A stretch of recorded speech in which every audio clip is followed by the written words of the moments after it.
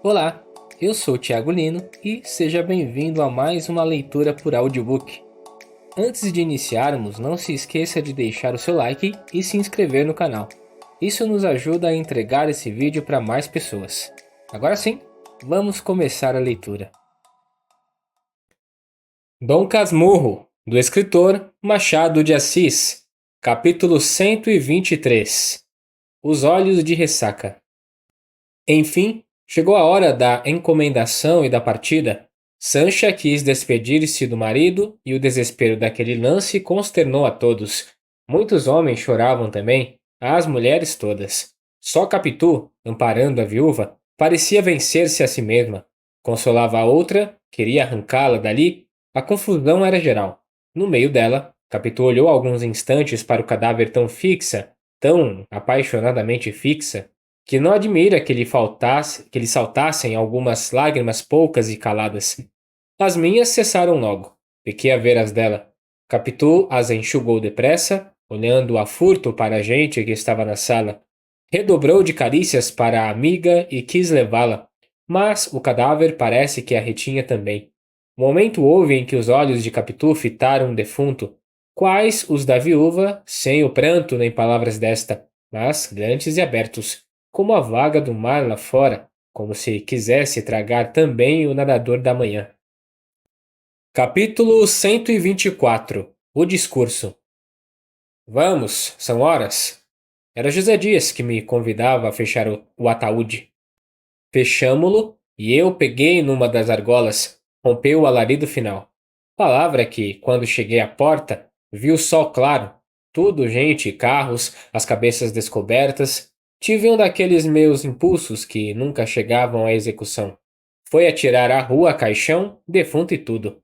No carro, disse a José Dias que se calasse. No cemitério, tive de repetir a cerimônia da casa, desatar as correias e ajudar a levar o féretro à cova. O que isto me custou, imagina. Descido o cadáver à cova, trouxeram a cal e a pá. Sabes disto, terás ido a mais de um enterro. Mas o que não sabes, nem podes saber nenhum dos teus amigos, leitor, ou qualquer outro estranho, é a crise que me tomou quando vi todos os olhos em mim, os pés quietos, as orelhas atentas, e, ao cabo de alguns instantes e de total silêncio, um sussurro vago, algumas vozes interrogativas, sinais, e alguém, José Dias, que me dizia ao ouvido: Então, fale. Era o discurso. Queriam o discurso. Tinham jus ao discurso anunciado. Maquinalmente, meti a mão no bolso, saquei o papel e li-o aos trambolhões. Não todo, nem seguido, nem claro. A voz parecia-me entrar em vez de sair. As mãos tremiam-me. Não era só a emoção nova que me fazia assim. Era o próprio texto. As memórias do amigo, as saudades confessadas, os louvores à pessoa e aos seus méritos. Tudo isto que eu era obrigado a dizer e dizia mal. Ao mesmo tempo, temendo que me adivinhassem a verdade, forcejava por escondê-la bem. Creio que poucos me ouviram, mas o gesto geral foi de compreensão e de aprovação. As mãos que me deram a apertar eram de solidariedade. Alguns diziam: Muito bonito, muito bem, magnífico. José Dias achou que a eloquência estivera na altura da piedade. Um homem, que me pareceu jornalista, pediu-me licença para levar o manuscrito e imprimi-lo. Só a minha grande turvação recusaria um obséquio tão simples. Capítulo 125. Uma comparação. Príamo julga-se o mais infeliz dos homens, por beijar a mão daquele que lhe matou o filho. Homero é que relata isto, e é um bom autor, não obstante contá-lo em verso. Mas há narrações exatas em verso, e até mau verso. Compara tu a situação de Príamo com a minha. Eu acabava de louvar as virtudes do homem que recebera, defunto, aqueles olhos. É impossível que algum Homero não tirasse da minha situação muito melhor efeito, ou quando menos, igual. Nem digas que nos faltam Homeros. Pela causa apontada em Camões, não, senhor. Faltam-nos, é certo, mas é porque os príamos procuram a sombra e o silêncio. As lágrimas, se as têm, são enxugadas atrás da porta, para que as caras apareçam limpas e serenas. Os discursos são antes de alegria que de melancolia, e tudo passa como se Aquiles não matasse a Heitor. Capítulo 126. Cismando. Pouco depois de sair do cemitério, rasguei o discurso e deitei os pedaços pela portinhola fora, sem embargo dos esforços de José Dias para impedi-lo. Não presta para nada, disse-lhe eu. E como posso ter a tentação de dá-lo a imprimir? Fica já destruído de uma vez. Não presta, não vale nada. José Dias demonstrou longamente o contrário. Depois elogiou o enterro e, por último, fez o panegírico do morto, uma grande alma, espírito ativo, coração reto, amigo, bom amigo, digno da esposa amantíssima que Deus lhe dera. Neste ponto do discurso, deixei-o falar sozinho e peguei a cismar comigo. O que cismei foi tão escuro e confuso que não me deixou tomar pé. No CTT, mandei parar o carro, disse a José Dias que fosse buscar as senhoras ao Flamengo e as levasse para casa. Eu iria a pé. Mas vou fazer uma visita. A razão disto era acabar de cismar e escolher uma resolução que fosse adequada ao momento. O carro andaria mais depressa que as pernas. Estas iriam pausadas ou não, podia afrouxar o passo, parar, arrepiar caminho e deixar que a cabeça cismasse à vontade. Fui andando e cismando. Tinha já comparado o gesto de Sancha na véspera e o desespero daquele dia. Eram inconciliáveis. A viúva era realmente amantíssima. Assim se desvaneceu de todo a ilusão da minha vaidade. Não seria o mesmo caso de Capitu? Cuidei de recompor-lhe os olhos, a posição em que havia o ajuntamento de pessoas que devia naturalmente impor-lhe a dissimulação, se houvesse algo que dissimular. O que aqui vai por ordem lógica e dedutiva tinha sido antes uma barafunda de ideias e sensações, graças aos solavancos do carro e às interrupções de José Dias. Agora, porém, raciocinava e evocava claro e bem. Concluí de mim, para mim, que era a antiga paixão que me ofuscava ainda e me fazia desvairar como sempre. Quando cheguei a esta conclusão final, chegava também à porta de casa, mas voltei para trás e subi outra vez a rua do Catete. Eram as dúvidas que me afligiam ou a necessidade de afligir Capitu com a minha grande demora. Venhamos que eram as duas causas. Andei largo espaço até que me senti sossegar e endireitei para casa. Batiam 8 horas numa padaria. Capítulo 127. O Barbeiro. Perto de casa havia um barbeiro que me conhecia de vista, amava a rabeca e não tocava inteiramente mal. Na ocasião em que ia passando, executava não sei que peça. Parei na calçada ao ouvi-lo. Tudo são pretextos e há um coração agoniado. Ele me viu e continuou a tocar. Não atendeu a um freguês e logo a outro, que ali foram, a despeito da hora de ser domingo, confiar-lhes as caras à navalha. Perdeu-o sem perder uma nota, e a tocando para mim.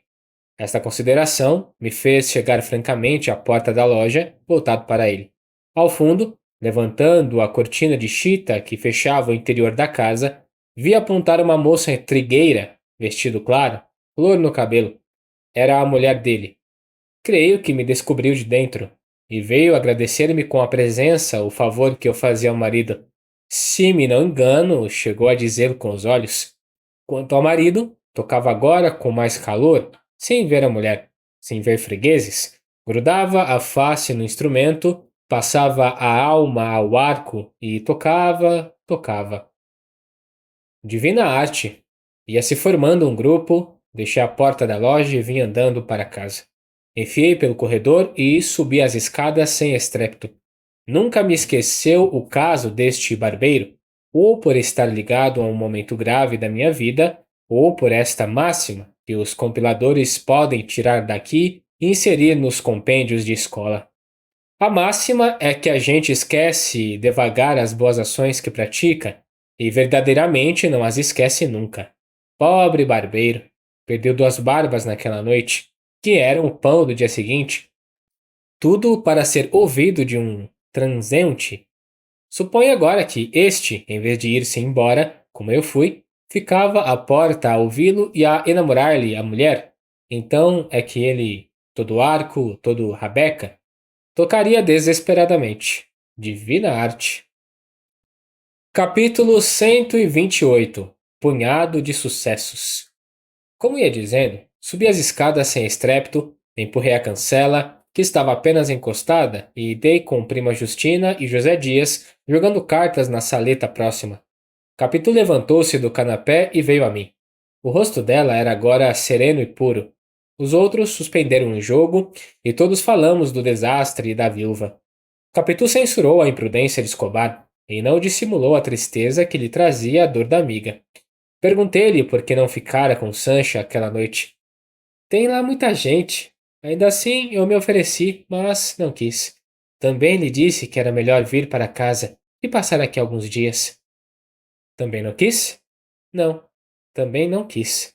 Entretanto, a vista do mar há de ser-lhe penosa. Todas as manhãs, ponderou José Dias, e não sei como poderá. Mas passa. O que é que não passa? Atalhou prima Justina. E como em torno desta ideia começássemos uma troca de palavras, Capitu saiu para ver se o filho dormia. Ao passar pelo espelho, consertou os cabelos tão demoradamente que parecia afetação, se não soubéssemos que ela era muito amiga de si. Quando tornou, trazia os olhos vermelhos. Disse-nos que, ao mirar o filho dormindo, pensara na filhinha de Sancha e na aflição da viúva. E, sem se lhe dar das visitas, sem nem reparar se havia algum criado, abraçou-me e disse-me que se quisesse pensar nela, era preciso pensar primeiro na minha vida. José Dias achou a frase lindíssima e perguntou a Capitu por que é que não fazia versos. Tentei meter o caso à bulha e assim acabamos a noite. No dia seguinte, arrependi-me de haver rasgado o discurso. Não que quisesse dá-lo a imprimir, mas era a lembrança do finado. Pensei em recompô-lo, mas só achei frases soltas que uma vez juntas não tinham sentido. Também pensei em fazer outro, mas já era difícil. Podia ser apanhado em falso pelos que me tinham ouvido no cemitério. Quanto a recolher os pedacinhos de papel deitados à rua, era tarde, estariam já varridos. Inventariei as lembranças de Escobar, livros, um tinteiro de bronze, uma bengala de marfim, um pássaro, um alvo de Capitu, duas paisagens do Paraná e outras. Também ele as possuía de mão. Vivemos assim a trocar memórias e regalos, ora em dia de anos, ora sem razão particular. Tudo isso me empanava os olhos. Vieram os jornais do dia, davam notícia do desastre e da morte de Escobar, os estudos e os negócios deste, as qualidades pessoais, a simpatia do comércio e também falavam dos bens deixados, da mulher e da filha. Tudo isso foi na segunda-feira. Na terça-feira foi aberto o testamento que me nomeava segundo testamenteiro. O primeiro lugar cabia à mulher. Não me deixava nada, mas as palavras que me escreveram em carta separada eram sublimes de amizade e estima. Capitu desta vez chorou muito, mas compôs-se depressa. Testamento, inventário, tudo andou quase tão depressa como aqui vai dito. Ao cabo de pouco tempo, Sancha retirou-se para a casa dos parentes no Paraná. Capítulo 129. A Dona Sancha. Dona Sancha, peço-lhe que não leia este livro, ou, se houver lido até aqui, abandone o resto. Basta fechá-lo. Melhor será queimá-lo, para lhe não dar tentação e abri-lo outra vez. Se, apesar do aviso, quiser ir até o fim, a culpa é sua. Não respondo pelo mal que receber. O que já lhe tiver feito, contando os gestos daquele sábado, esse acabou, uma vez que os acontecimentos, e eu com eles, desmentimos a minha ilusão. Mas o que agora alcançar, esse é indelével. Não, minha amiga, não leia mais. Vá envelhecendo, sem marido nem filha, que eu faço a mesma coisa. E é ainda o melhor que se pode fazer depois da mocidade. Um dia, iremos daqui até a porta do céu, onde nos encontraremos renovados como as plantas novas. O resto em Dante. Capítulo 130. Um dia.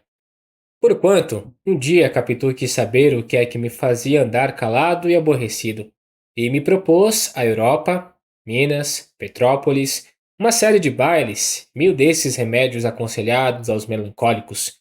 Eu não sabia que lhe respondesse. Recusei as diversões. Como insistisse, Repliquei-lhe que os meus negócios andavam mal.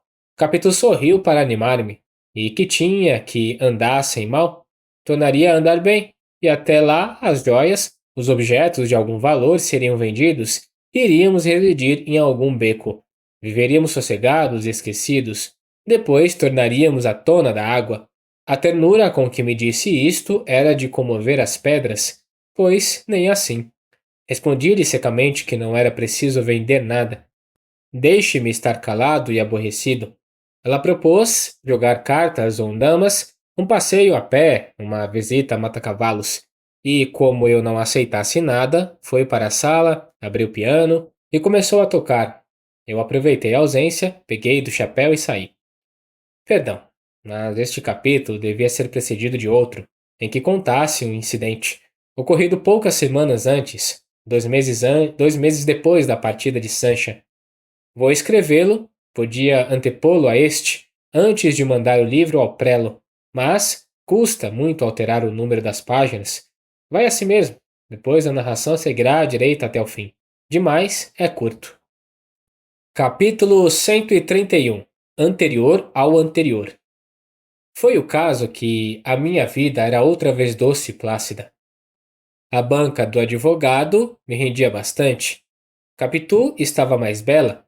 Ezequiel ia crescendo. Começava o ano de 1872. Você já reparou que Ezequiel tem nos olhos uma expressão esquisita? Me perguntou Capitu. Só vi 2 pessoas assim, um amigo de papai e o defunto Escobar. Olha, Ezequiel, olha firme. Assim, vira para o lado de papai. Não precisa revirar os olhos. Assim, assim. Era depois de jantar. Estávamos ainda à mesa. Capitu brincava com o filho, ou ele com ela, ou um com o outro, porque, em verdade, queriam-se muito, mas é também certo que ele me queria ainda mais. Aproximei-me de Ezequiel, achei que Capitu tinha razão. Eram os olhos de Escobar, mas não me pareceram esquisitos por isso. Afinal, não haveria mais que meia dúzia de expressões no mundo, e muitas semelhanças se dariam naturalmente. Ezequiel não entendeu nada. Olhou espantado para ela e para mim, e afinal saltou-me ao colo. Vamos passear, papai? Logo, meu filho, logo. Capitu, ali a ambos, fitava agora a outra borda da mesa, mas, dizendo-lhe eu que, na beleza, os olhos de Ezequiel saíam aos da mãe, Capitu sorriu, abanando a cabeça com um ar que nunca achei em mulher alguma. Provavelmente porque não gostei tanto das outras. As pessoas valem o que vale a afeição da gente. E é daí que mestre Povo tirou aquele adágio que quem o feio ama, bonito lhe parece. Capitu tinha meia dúzia de gestos únicos na terra. Aquele entrou-me pela alma dentro. Assim, fica explicado que ocorresse a minha esposa e amiga e lhe enchesse a cara de beijos. Mas este outro incidente não é radicalmente necessário à compreensão do capítulo passado e dos futuros. Fiquemos nos olhos de Ezequiel. Capítulo 132. O debuxo e o colorido. Nem só os olhos, mas as restantes feições, a cara, o corpo, a pessoa inteira, iam se apurando com o tempo. Eram como um debuxo primitivo que o artista vai enchendo e colorindo aos poucos, e a figura entreaver, sorrir, palpitar, falar, quase até que a família pendure o quadro na parede, em memória do que foi e já não pode ser. A que podia ser e era. O costume valeu muito contra o efeito da mudança. Mas a mudança fez-se, não à maneira de teatro, fez-se como a manhã que aponta vagarosa, primeiro que se possa ler uma carta, depois ler-se a carta na rua, em casa, no gabinete, sem abrir as janelas. A luz coada pelas persianas basta a distinguir as letras. Li a carta, mal a princípio e não toda, depois fui lendo melhor. Fugia-lhe, é certo. Metia o papel no bolso, corria à casa, fechava-me, não abria as vidraças. Chegava a fechar os olhos, quando novamente abri os olhos e a carta. A letra era clara e a notícia claríssima. Escobar vinha assim surgindo da sepultura, do seminário e do Flamengo, para se sentar comigo à mesa, receber-me na escada, beijar-me no gabinete de manhã ou pedir-me à noite a bênção do costume. Todas essas ações eram repulsivas. Eu as tolerava e as praticava, para me não descobrir a mim mesmo e ao mundo. Mas o que pudesse dissimular ao mundo, não podia fazê-lo a mim, que vivia mais perto de mim que ninguém. Quando nem mãe nem filho estavam comigo, o meu desespero era grande, e eu jurava matá-los a ambos, ora de golpe, ora devagar, para dividir pelo tempo da morte todos os minutos da vida embaçada e agoniada. Quando, porém, tornava à casa e via no alto da escada a criaturinha que me queria e esperava, ficava desarmado e diferia o castigo de um dia para o outro. O que se passava entre mim e Capitu naqueles dias sombrios não se notará aqui, por ser tão miúdo e repetido, e já tão tarde que não se poderá dizê-lo sem falha nem canseira. Mas o principal irá. E o principal é que os nossos temporais eram agora contínuos e terríveis. Antes de descoberta aquela má terra da verdade, tivemos outros de pouca dura. Não tardava que o céu se fizesse azul, o sol claro e o mar chão. Por onde abríamos novamente as velas que nos levavam às ilhas e costas mais belas do universo, até que outro pé de vento desbaratava tudo. E nós, postos à capa, esperávamos outra bonança, que não era tardia nem dúbia, antes total, próxima e firme. Revelava-me estas metáforas.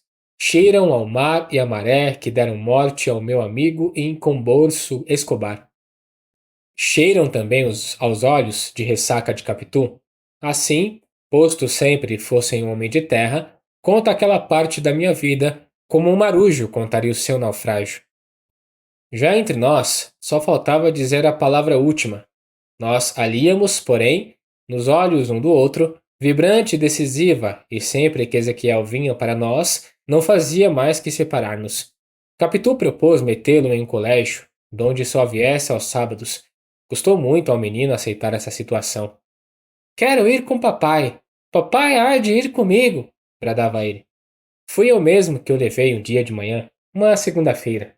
Era no antigo Largo da Lapa, perto da nossa casa. O levei a pé, pela mão, como levara o ataúde do outro. O pequeno ia chorando e fazendo perguntas a cada passo. Se voltaria para casa, e quando, e se eu iria vê-lo. Vou. Papai não vai. Vou sim. Jura, papai? Pois sim. Papai não diz que jura. Pois eu juro, meu filho. Eu lá o levei e deixei. A ausência temporária não atalhou o mal. E toda a arte fina de Capitu para fazê-lo atenuar, ao menos, foi como se não fosse. Eu sentia-me cada vez pior. A mesma situação nova agravou a minha paixão. Ezequiel vivia agora mais fora da minha vista, mas à volta dele, aos fins de semana, ou pelo descostume em que eu ficava, ou porque o tempo fosse andando e completando a semelhança, era a volta de Escobar mais vivo e ruidoso. Até a voz, dentro de pouco, já me parecia a mesma. Aos sábados, buscava não jantar em casa e só entrar quando ele estivesse dormindo. Mas não escapava ao domingo. No gabinete, quando eu me achava entre jornais e autos, Ezequiel entrava turbulento, expansivo, cheio de riso e de amor, porque o demo do pequeno cada vez morria mais por mim. Eu, a falar a verdade, sentia agora uma aversão que mal podia disfarçar, tanto a ela como aos outros. Não podendo encobrir inteiramente esta disposição moral, cuidava de me não fazer contradiço com ele, ou só o menos que pudesse. Ora tinha trabalho que me obrigava a fechar o gabinete, ora saía ao domingo para ir passear pela cidade e arrabaldes o meu mal secreto. Capítulo 133. Uma ideia. Um dia, era uma sexta-feira, não pude mais. Certa ideia que negrejava em mim abriu as asas e entrou a batê-las de um lado para o outro, como fazem as ideias que querem sair. O ser, sexta-feira, creio que foi o acaso, mas também pode ter sido o propósito. Fui educado no terror daquele dia. Ouvi cantar baladas em casa, vindas da roça e da antiga metrópole, das quais a sexta-feira era o dia de agouro. Entretanto, não havendo almanaques no cérebro, é provável que a ideia não batesse as asas senão pela necessidade que sentia de vir ao ar e à vida. A vida é tão bela que a mesma ideia da morte precisava de vir primeiro a ela. antes de se ver cumprida. Já me vais entendendo.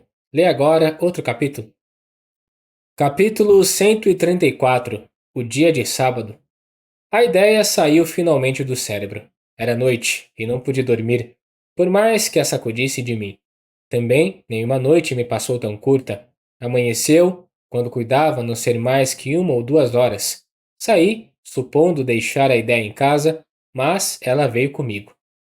Cá fora, tinha a mesma cor escura, as mesmas asas trépidas, e posto a voasse com elas, era como se fosse fixa. Eu a levava na retina, não que me encobrisse as coisas externas, mas via-as através dela, com a cor mais pálida que de costume, e sem se demorar em nada. Não me lembra bem o resto do dia. Sei que escrevi algumas cartas, comprei uma substância que não digo para não despertar o desejo de prová-la. A farmácia faliu, é verdade, o dono se fez banqueiro e o banco prospera. Quando me achei com a morte no bolso, senti tamanha alegria como se acabasse de tirar a sorte grande, ou ainda pior, porque o prêmio da loteria gasta-se e a morte não se gasta. Fui à casa de minha mãe, com o fim de me despedir, a título de visita. Ou de verdade ou por ilusão, tudo ali me pareceu melhor nesse dia. Minha mãe menos triste, tio Cosme esquecido do coração, prima Justina da língua. Passei uma hora em paz. Cheguei a abrir mão do projeto, que era preciso para viver, nunca mais deixar aquela casa ou prender aquela hora a mim mesmo. Capítulo 135. Otelo. Jantei fora. De noite fui ao teatro. Representava-se justamente Otelo, que eu não vira nem lera nunca. Sabia apenas o assunto, e estimei a coincidência. Vi as grandes raivas do Mouro, por causa de um simples lenço. E aqui dou matéria à meditação dos psicólogos deste e de outros continentes, pois não pude me furtar à observação de que um lenço bastou a acender os ciúmes de Otelo e compor a mais sublime tragédia deste mundo. Os lenços perderam-se. Hoje são precisos os próprios lenços. Alguma vez, nem lençóis há. E valem só as camisas. Tais eram as ideias que me iam passando pela cabeça, vagas e turvas, à medida que o Mouro rolava convulso e Iago destilava a sua calúnia. Nos intervalos, não me levantava da cadeira. Não queria expor-me a encontrar algum conhecido. As senhoras ficavam quase todas nos camarotes, enquanto os homens iam fumar. Enquanto eu perguntava a mim mesmo se alguma daquelas não teria amado alguém que jazasse agora no cemitério, e vinham outras incoerências, até que o pano subia e continuava a peça. O último ato mostrou-me que não eu, mas Capitu devia morrer. Ouvi as súplicas de Desdémona, as suas palavras amorosas e puras, e a fúria do Mouro, e a morte que este lhe deu entre aplausos frenéticos do público. E era inocente, vinha eu dizendo rua abaixo. E que faria o público, se ela deveras fosse culpada, tão culpada como Capitu? E que morte lhe daria o Mouro? Um travesseiro não bastaria, era preciso sangue e fogo, um fogo intenso e vasto, que a consumisse de todo e a reduzisse a pó, e o pó seria lançado ao vento como eterna extinção. Vaguei pelas ruas o resto da noite. Ceei, é verdade, quase nada, mas o bastante para ir até amanhã. Vi as últimas horas da noite e as primeiras do dia, vi os derradeiros passeadores e os primeiros varredores, as primeiras carroças, os primeiros ruídos, os primeiros albores, no dia que vinha depois do outro, e me veria ir para nunca mais voltar. As ruas que eu andava como que me fugiam por si mesmas, não tornaria a contemplar o Mar da Glória, nem a Serra dos Órgãos, nem a Fortaleza de Santa Cruz e as outras. A gente que passava não era tanta, como nos dias comuns da semana, mas era já numerosa e ia a algum trabalho, que repetiria depois, eu é que não repetiria mais nada. Cheguei à casa, abri a porta devagarinho, subi pé ante pé e me meti no gabinete. Iam dar 6 horas. Tirei o veneno do bolso, fiquei em mangas de camisa e escrevi ainda uma carta, a última, dirigida a Capitu. Nenhuma das outras era para ela. Senti necessidade de lhe dizer uma palavra em que lhe ficasse o remorso da minha morte. Escrevi 2 textos. O primeiro Queimei-o por ser longo e difuso. O segundo continha só o necessário, claro e breve. Não lhe lembrava o nosso passado, nem as lutas havidas, nem alegria alguma. Falava-lhe só de Escobar e da necessidade de morrer. Capítulo 136. A xícara de café. O meu plano foi esperar o café, dissolver nele a droga e ingeri-la. Até lá, não tendo esquecido de todo a minha história romana, lembrou-me que Catão, antes de se matar, leu e releu um livro de Platão. Não tinha Platão comigo, mas um tomo truncado de Plutarco, em que era narrada a vida do célebre romano. Bastou-me a ocupar daquele pouco tempo e, para um tudo imitá-lo, estirei-me no canapé. Nem era só imitá-lo nisso. Tinha a necessidade de incutir em mim a coragem dele, assim como ele precisara dos sentimentos do filósofo para intrepidamente morrer. Um dos males da ignorância é não ter este remédio à última hora. Há muita gente que se mata sem ele, e nobremente expira. Mas estou que muito mais gente poria termo aos seus dias, se pudesse achar essa espécie de cocaína moral dos bons livros. Entretanto, querendo fugir a qualquer suspeita de imitação, lembra-me bem que, para não ser encontrado ao pé de mim o livro de Plutarco, nem ser dada a notícia nas gazetas com a da cor das calças que eu então vestia, assentei de pô-lo novamente no seu lugar, antes de beber o veneno. O copeiro trouxe o café. Ergui-me, guardei o livro e fui para a mesa onde ficara a xícara. Já a casa estava em rumores. Era tempo de acabar comigo. A mão tremeu-me ao abrir o papel em que trazia a droga embrulhada. Ainda assim, tive ânimo de despejar a substância na xícara e comecei a mexer o café. Os olhos vagos, a memória em desdêmona inocente, o espetáculo da véspera vinha intrometer-se na realidade da manhã. Mas a fotografia de Escobar me deu o ânimo que me ia faltando. Lá estava ele, com a mão nas costas da cadeira, a olhar ao longe. Acabemos com isso, pensei. Quando ia beber, cogitei se não seria melhor esperar que Capitu e o filho saíssem para a missa. Beberia depois, era melhor. Assim disposto, entrei a passear no gabinete. Ouvi a voz de Ezequiel no corredor, vi-o entrar e correr, a mim bradando: Papai, papai! Leitor, houve aqui um gesto que eu não descrevo por havê-lo inteiramente esquecido, mas creio que foi belo e trágico. Efetivamente, a figura do pequeno me fez recuar até dar de costas na estante. Ezequiel me abraçou aos joelhos, esticou-se na ponta dos pés, como querendo subir e dar-me o beijo do costume, e repetia me puxando: Papai, papai! Capítulo 137. Segundo impulso.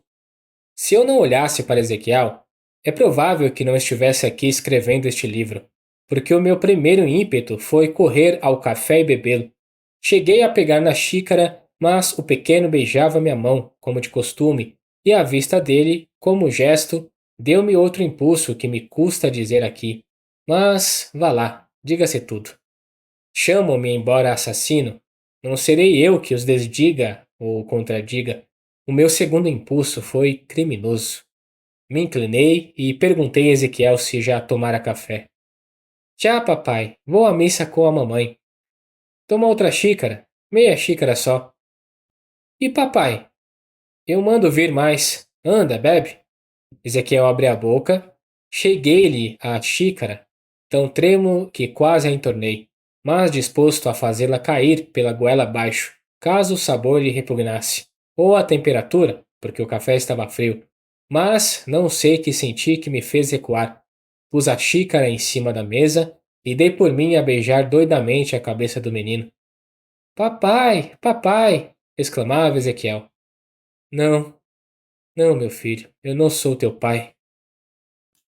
Capítulo 138. Capitu que entra. Quando levantei a cabeça, dei com a figura de Capitu diante de mim. Eis aí outro lance, que parecerá de teatro, e é tão natural como o primeiro, uma vez que a mãe e o filho iam à missa, e Capitu não saía sem falar-me. Era já um falar seco e breve. A maior parte das vezes eu nem olhava para ela. Ela olhava sempre, esperando.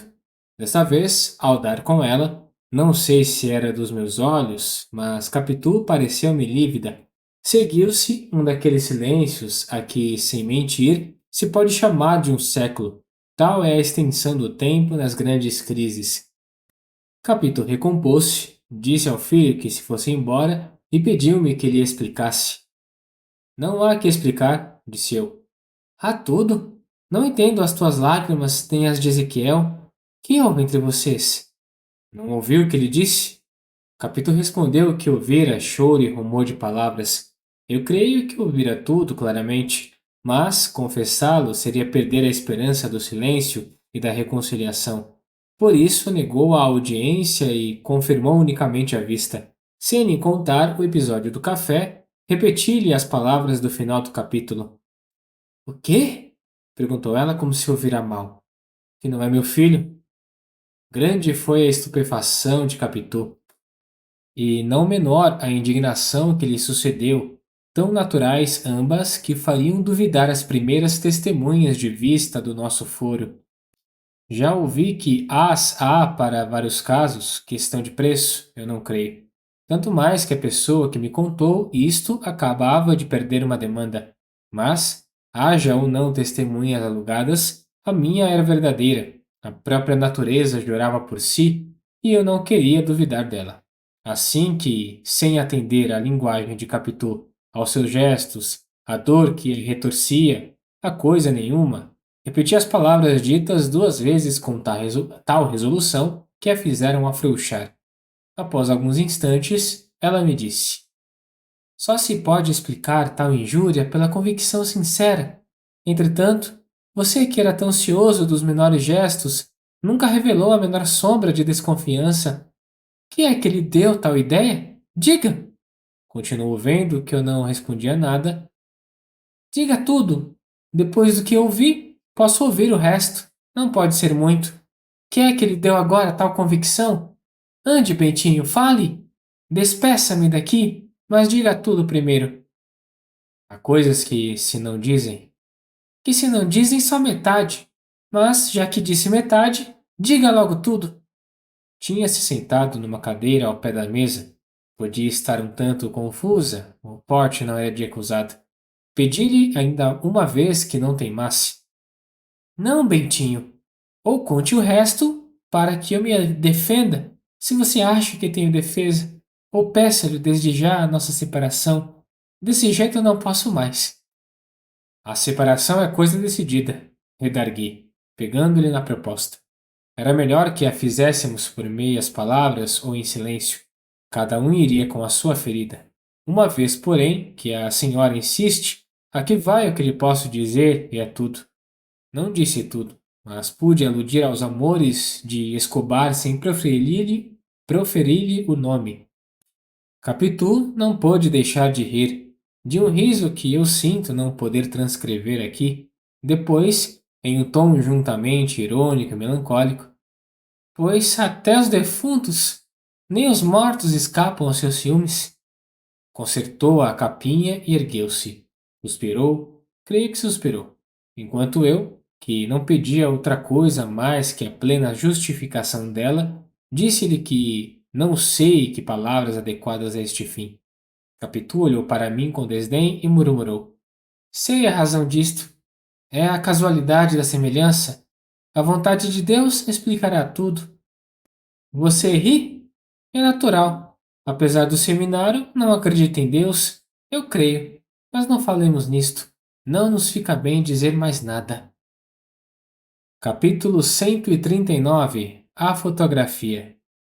Palavra que estive a pique de crer que era vítima de uma grande ilusão, uma fantasmagoria de alucinado, mas a entrada repentina de Ezequiel gritando: Mamãe, mamãe, é hora da missa! Restituiu-me a consciência da realidade. Capitu e eu, involuntariamente, olhamos para a fotografia de Escobar e depois um para o outro. Desta vez, a confusão dela fez-se confissão pura. Este era aquele. Havia por força alguma fotografia de Escobar pequeno que seria o nosso pequeno Ezequiel. De boca, porém, não confessou nada. repetiu as últimas palavras, puxou do filho e saíram para a missa. Capítulo 140. Volta da igreja. Ficando só, era natural pegar do café e bebê-lo, pois, não, senhor, tinha perdido o gosto à morte. A morte era uma solução, eu acabava de achar outra, tanto melhor quanto que não era definitiva, e deixava a porta aberta à reparação, se devesse havê-la. Não disse perdão, mas reparação. Isto sim é justiça. Qualquer que fosse a razão do ato, rejeitei a morte e esperei o regresso de Capitu. Este foi mais demorado que de costume. Cheguei a temer que ela houvesse ido à casa de minha mãe, mas não foi. Confiei a Deus todas as minhas amarguras, disse-me Capitu ao voltar da igreja. Ouvi dentro de mim que a nossa separação é indispensável e estou às suas ordens. Os olhos com que me disse isto eram embuçados, como espreitando um gesto de recusa ou de espera. Contava com a minha debilidade ou com a própria incerteza em que eu podia estar da paternidade do outro, mas falhou tudo. Acaso haveria em mim um homem novo? Um que aparecia agora, desde que impressões novas e fortes o descobriam? Nesse caso, era um homem apenas encoberto. Respondi-lhe que ia pensar e faríamos o que eu pensasse. Em verdade, vos digo que tudo estava pensado e feito. No intervalo, invocara as palavras do finado Gurgel quando me mostrou em casa dele o retrato da mulher, parecido com Capitu. Hás de lembrar-te delas, se não, relê o capítulo, cujo número não ponho aqui, por não me lembrar já qual seja, mas não fica longe. Reduzem-se a dizer que há tais semelhanças inexplicáveis. Pelo dia adiante e nos outros dias, Ezequiel ia ter comigo ao gabinete e as feições do pequeno davam ideia clara das do outro, ou eu ia atentando mais nelas. De em volta, lembravam-me episódios vagos e remotos, palavras, encontros e incidentes, tudo em que a minha cegueira não pôs malícia e a que faltou o meu velho ciúme. Uma vez em que os fui achar sozinhos e calados, um segredo que me fez rir, uma palavra dela sonhando, todas essas reminiscências vieram vindo agora em tal atropelo que me atordoaram. E por que os não esganei um dia, quando desviei os olhos da rua onde estavam duas andorinhas trepadas no fio telegráfico? Dentro, as minhas outras andorinhas estavam trepadas no ar, os olhos enfiados nos olhos, mas tão cautelosos que se desfiaram logo, dizendo-me uma palavra amiga e alegre. Contei-lhes o namoro das andorinhas de fora e acharam-lhe graça. Escobar declarou que, para ele, seria melhor se as andorinhas, em vez de trepadas no fio de arame, estivessem à mesa de jantar, cozidas. Nunca comi os ninhos delas, continuou, mas devem ser bons, se os Shins os inventaram. E ficamos a tratar dos Shins e dos clássicos que falaram deles, enquanto Capitu, confessando que a aborrecíamos, foi a outros cuidados. Agora lembrava-me tudo o que então me pareceu nada. Capítulo 141. A solução. Aqui está o que fizemos. Pegamos em nós e fomos para a Europa. Não passear, nem ver nada, novo nem velho, paramos na Suíça. Uma professora do Rio Grande, que foi conosco, ficou de companhia de Capitu, ensinando a língua materna a Ezequiel, e aprenderia o resto nas escolas do país. Assim regulada a vida, tornei ao Brasil. Ao cabo de alguns meses, Capitu começara a escrever-me cartas, a que respondi com brevidade e sequidão. As dela eram submissas, sem ódio, acaso afetuosas e, para o fim, saudosas. Pedia-me que a fosse ver. Embarquei um ano depois, mas não a procurei, e repeti a viagem com o mesmo resultado. Na volta, os que se lembravam dela queriam notícias e eu dava-lhes como se acabasse de viver com ela. Naturalmente, as viagens eram feitas com o intuito de simular isto mesmo e enganar a opinião. Um dia, finalmente. Capítulo 142. Uma santa. Entenda-se que, se nas viagens que fiz à Europa José Dias não foi comigo, não é que lhe faltasse vontade. Ficava de companhia a tio Cosme, quase inválido, e a minha mãe, que envelheceu depressa. Também ele estava velho, posto que rijo. Ia a bordo despedir-se de mim, e as palavras que me dizia, os gestos de lenço, os próprios olhos que enxugava eram tais que me comoviam também. A última vez não fui a bordo. Venha. Não posso. Está com medo? Não, não posso. Agora, adeus, Bentinho. Não sei se me verá mais. Creio que vou para outra Europa, a eterna. Não foi logo. Minha mãe embarcou primeiro. Procura no cemitério de São João Batista uma sepultura sem nome, com esta única indicação: uma santa. É aí. Fiz fazer esta inscrição com alguma dificuldade. O escultor achou-a esquisita. O administrador do cemitério consultou ao vigário da paróquia. Este ponderou-me que as santas estão no altar e no céu. Mas, perdão, atalhei, e eu não quero dizer que naquela sepultura está uma canonizada. A minha ideia é dar com tal palavra uma definição terrena de todas as virtudes que a finada possuiu na vida. Tanto é assim que, sendo a modéstia uma delas, desejo conservá-la póstuma, não lhe escrevendo o nome. Todavia, o nome, a filiação, as datas, quem se importará com as datas, filiações, nem nomes, depois que eu acabar? Quer dizer que era uma Santa Senhora? Não? Justamente. O protonotário Cabral, se fosse vivo, confirmaria aqui o que lhe digo. Nem eu contesto a verdade. Hesito só na fórmula. Conheceu então o protonotário? Sim, conheci. Era um padre modelo. Bom canonista, bom latinista, pio e caridoso, continuou o vigário. E possuía algumas prendas de sociedade, disse eu. Lá em casa sempre ouvi que era insigne e parceiro ao gamão. Tinha muito bom dado, suspirou lentamente o vigário. Um dado de mestre. Então, parece-lhe? Uma vez que não há outro sentido, nem poderia havê-lo, sim, senhor, admite-se.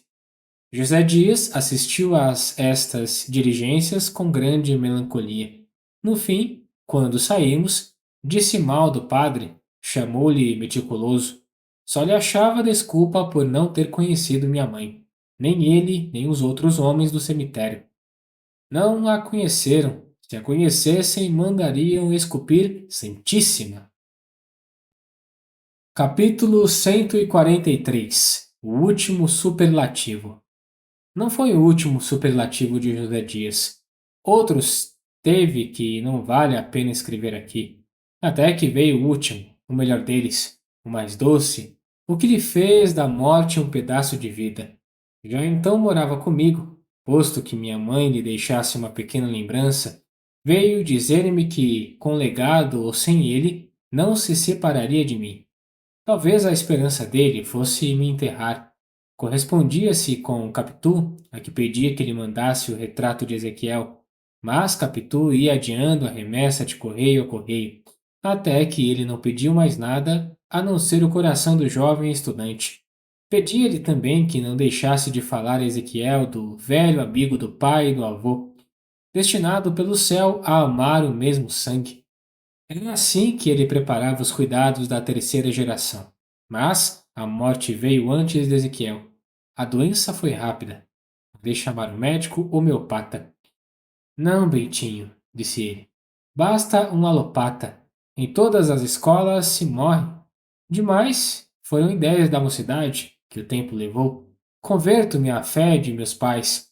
A alopatia é o catolicismo da medicina. Morreu sereno, após uma agonia curta. Pouco antes, ouviu que o céu estava lindo e pediu que abríssemos a janela. Não, o ar pode fazer-lhe mal. Que mal? Ar é vida. Abrimos a janela. Realmente estava um céu azul e claro. José Dias soergueu-se e olhou para fora. Após alguns instantes, deixou cair a cabeça, murmurando: Lindíssimo! Foi a última palavra que proferiu neste mundo. Pobre José Dias! Por que hei de negar que chorei por ele? Capítulo 144. Uma pergunta tardia. Assim, chorem por mim todos os olhos de amigos e amigas que deixo neste mundo, mas não é provável. Tenho me feito esquecer, moro longe e saio pouco. Não é que haja efetivamente ligado as duas pontas da vida. Esta casa do Engenho Novo, conquanto reproduz a de Mata-Cavalos, apenas me lembra aquela, e mais por efeito de comparação, de reflexão e de sentimento. Já disse isto mesmo. Hão de perguntar-me por que razão, tendo a própria casa velha, na mesma rua antiga, não impedi que a demolissem e vim reproduzi-la nesta. A pergunta devia ser feita a princípio, mas aqui vai a resposta. A razão é que, logo que minha mãe morreu, querendo ir para lá, fiz primeiro uma longa visita de inspeção por alguns dias e toda a casa me desconheceu. No quintal, a aroeira e a pitangueira, o poço, a caçamba velha e o lavadouro, nada sabia de mim. A casuarina era a mesma que eu deixara ao fundo, mas o tronco, em vez de reto, como outrora, tinha agora um ar de ponto de interrogação. Naturalmente, pasmava do intruso. Corri os olhos pelo ar, buscando algum pensamento que ali deixasse, e não achei nenhum. Ao contrário, a ramagem começou a sussurrar alguma coisa que não entendi logo, e parece que era a cantiga das manhãs novas. Ao pé dessa música sonora e joviente, ouvi também o grunhir dos porcos, espécie de troça concentrada e filosófica. Tudo me era estranho e adverso. Deixei que demolissem a casa e mais tarde, quando vim para o engenho novo, lembrou-me fazer esta reprodução por explicações que dei ao arquiteto, segundo contei em tempo. Capítulo 145. O regresso. Ora, foi já nesta casa que um dia, estando a vestir-me para almoçar, recebi um cartão com este nome: Ezequiel A. de Santiago. A pessoa está aí? Perguntei ao criado. Sim, senhor, ficou esperando. Não fui logo. Filo esperar uns 10 ou 15 minutos na sala. Só depois é que me lembrou que cumpria ter certo alvoroço e correr, abraçá-lo, falar-lhe na mãe. A mãe. Creio que ainda não disse que estava morta e enterrada. Estava. Lá repousa na velha Suíça. Acabei de vestir-me às pressas. Quando saí do quarto, tomei ares de pai.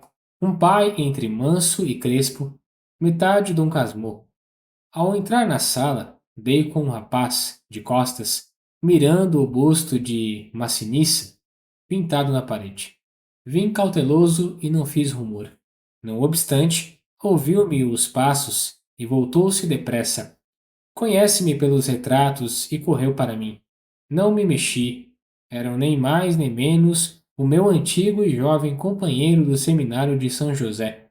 Um pouco mais baixo, menos cheio de corpo, e, salvo as cores, que eram vivas, o mesmo rosto do meu amigo. Trajava a moderna, naturalmente, e as maneiras eram diferentes, mas o aspecto geral reproduzia a pessoa morta. Era o próprio, o exato, o verdadeiro Escobar. Era o meu comborço.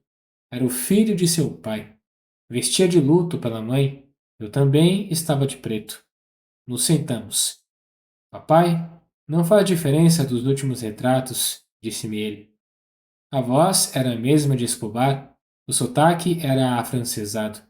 Expliquei-lhe que realmente pouco diferia do que era, e comecei um interrogatório para ter menos que falar e dominar, assim, a minha emoção.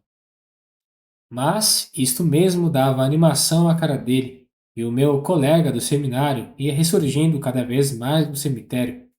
Ei-lo aqui, diante de mim, com igual riso e maior respeito. Total, o mesmo obséquio e a mesma graça. Ansiava por ver-me. A mãe falava muito em mim, louvando-me extraordinariamente, como o homem mais puro do mundo, o mais digno de ser querido. Morreu bonita, concluiu. Vamos almoçar.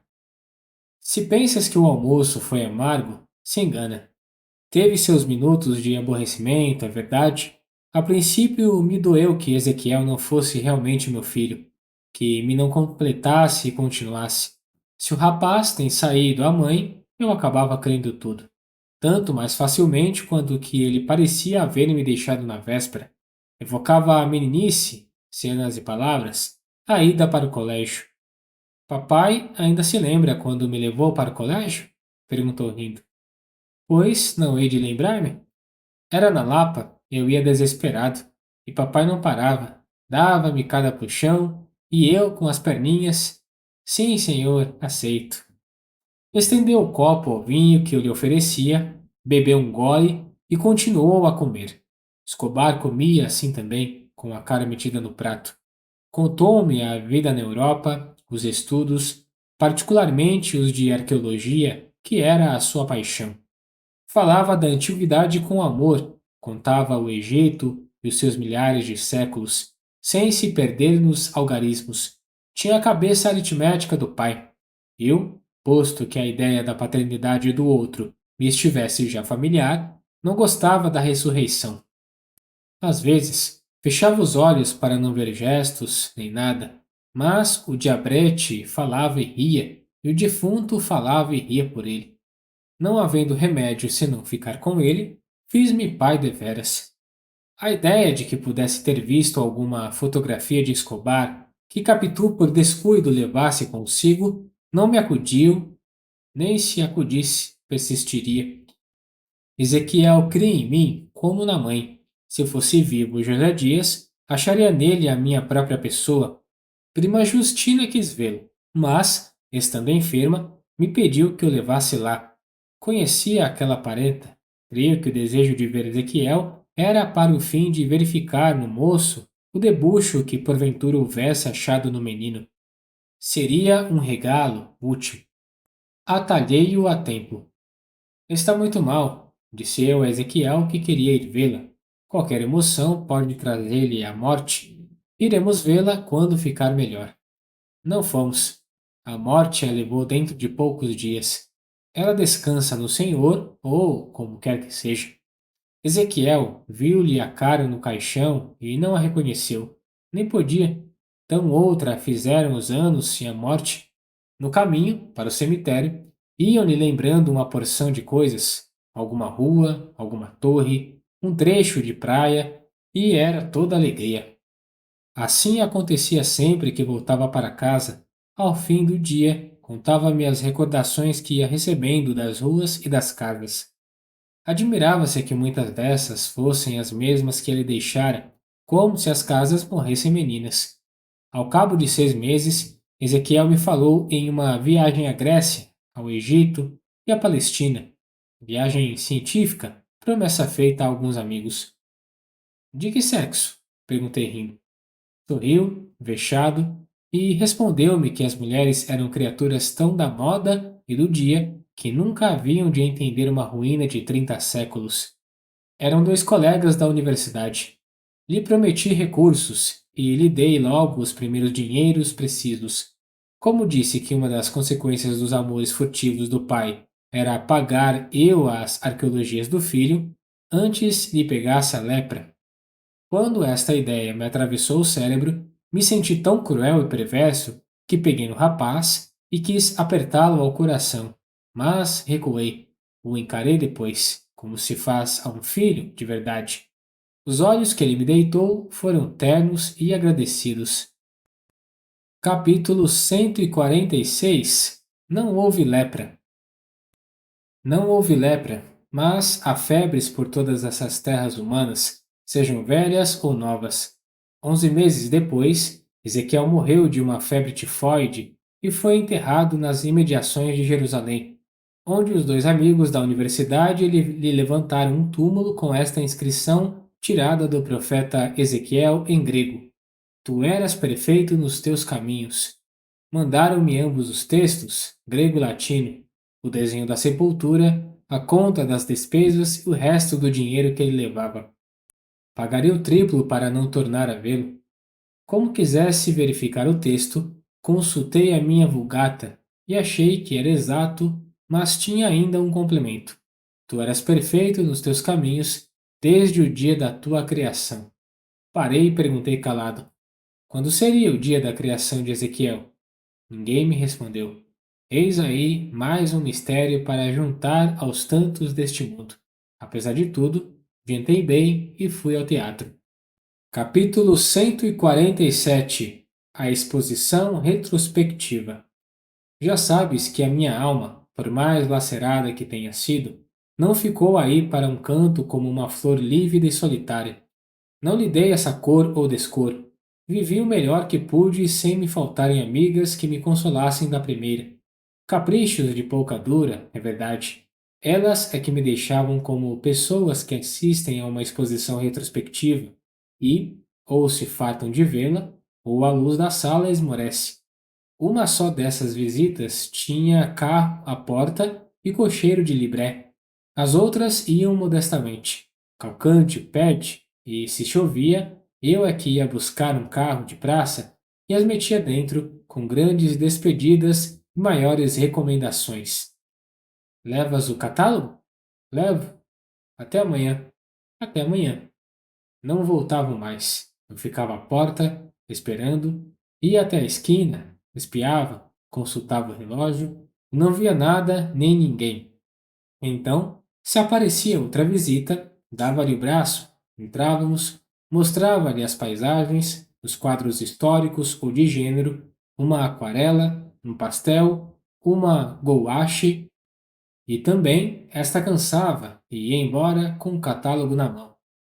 Capítulo 148. E bem, e o resto? Agora, por que é que nenhuma dessas caprichosas me fez esquecer a primeira amada do meu coração? Talvez porque nenhuma tinha os olhos de ressaca, nem os de cigana, oblíqua e dissimulada. Mas não é este propriamente o resto do livro.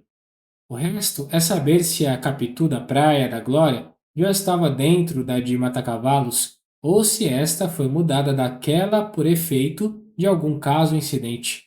Jesus, filho de Siraque, se eu soubesse dos meus primeiros ciúmes, dir-me-ia, como se no seu capítulo 9, versículo 1, não tenha ciúmes de tua mulher para que ela não se meta a enganar-te com a malícia que aprender de ti. Mas eu creio que não, e tu concordarás comigo. Se te lembras bem da Capitu menina, hás de reconhecer que uma estava dentro da outra, como a fruta dentro da casca. E bem, qualquer que seja a solução, uma coisa fica, e é a suma das sumas, ou o resto dos restos, a saber que a minha primeira amiga e o meu maior amigo, tão extremosos ambos e tão queridos também, quis o destino que acabassem juntando-se e enganando-me. A terra lhes seja leve. Vamos à história dos subúrbios.